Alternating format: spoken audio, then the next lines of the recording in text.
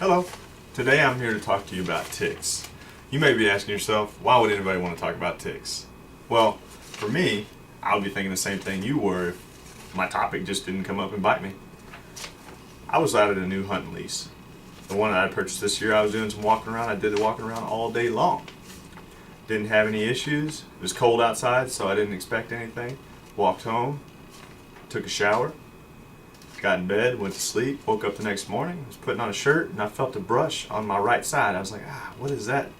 Well, I felt on my side. I took a look down, and I noticed there was looked like a blood blister on my side. Well, I looked a little closer, and it wasn't a blood blister. It was a tick. So I pulled it off immediately, and I had a sore start showing up immediately. It was painful, everything like that. I went to the doctor, got some antibiotics just to be preventative measures.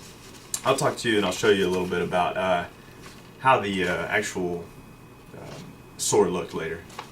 Today I'm going to talk to you about ticks, but more specifically I want to talk to you about how to identify some of the effects and diseases ticks carry and some preventative measures so that you can protect yourself later. We're walking through the woods. Something crawls up on your arm. What is it? It's a tick. How would you identify a tick? Ticks are arachnids, right here. Commonly thought of to be insects. Well, they're not. Insects have 3 pairs of legs and 1 set of antennae.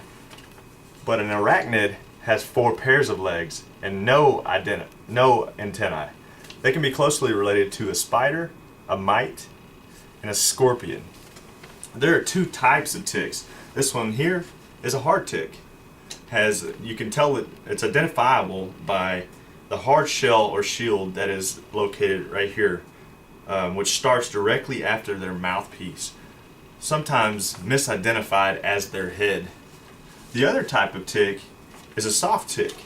May look similar to this, but the backside has no hard shield and looks like a large raisin. There are 4 life cycles for a tick. They start out their lifespan is from 2 to 3 years. They start out as an egg. A female adult lays an egg. This is an adult. Lays eggs. Those eggs hatch. Those develop into larvae. And they're about the size of a period at the end of a sentence. The next life cycle step is going to be they'll turn into a nymph, which is the size of a freckle on your skin. And in the second year, they develop into an adult tick. The female lays eggs and the cycle begins again. Now that you know how to identify a tick, let's talk about some of the effects and diseases that they do carry. And like I said before, I'll show you a little bit about the bite that I received during this time. You just got bit by a tick, you look down, you take it off, what comes next? Once you've located and removed the tick, depending on how long the tick has been on you, you'll see a bullseye shaped sore. Looks a lot like this. This is a little more advanced than what you're going to see up front, but what you're going to see typically is going to be about a dime size sore. Middle of the bite will be the tick bite, and obviously on the outside will be a red ring. Will be easily identified as a tick bite. If that tick bite continues to grow day by day and you experience fever with it, consult the doctor immediately. Ticks carry many diseases. One of the common diseases that everybody kind of puts together with a tick will be Lyme disease. Typical symptoms include headache, fatigue, skin rash, fever.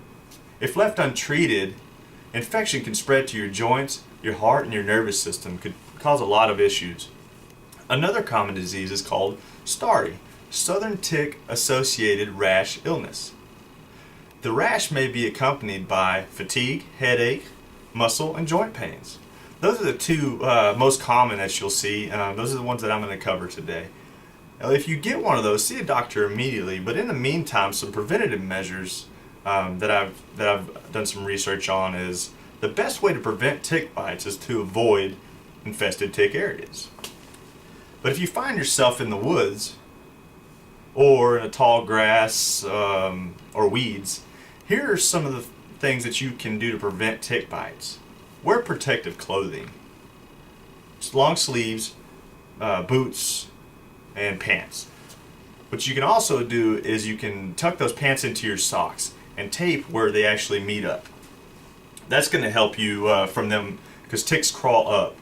It's going to help them from being able to get underneath your clothing and crawl up underneath your skin or underneath your clothing. The second thing you can do is you can apply insect repellent, 10 to 30% DEET. Apply to clothing. Make sure that you're not spraying directly in your face.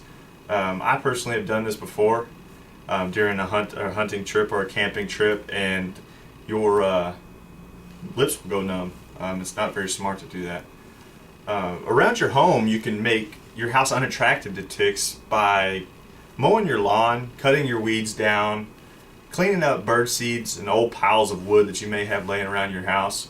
The piles of woods and bird seed are going to attract rodents and birds that carry ticks.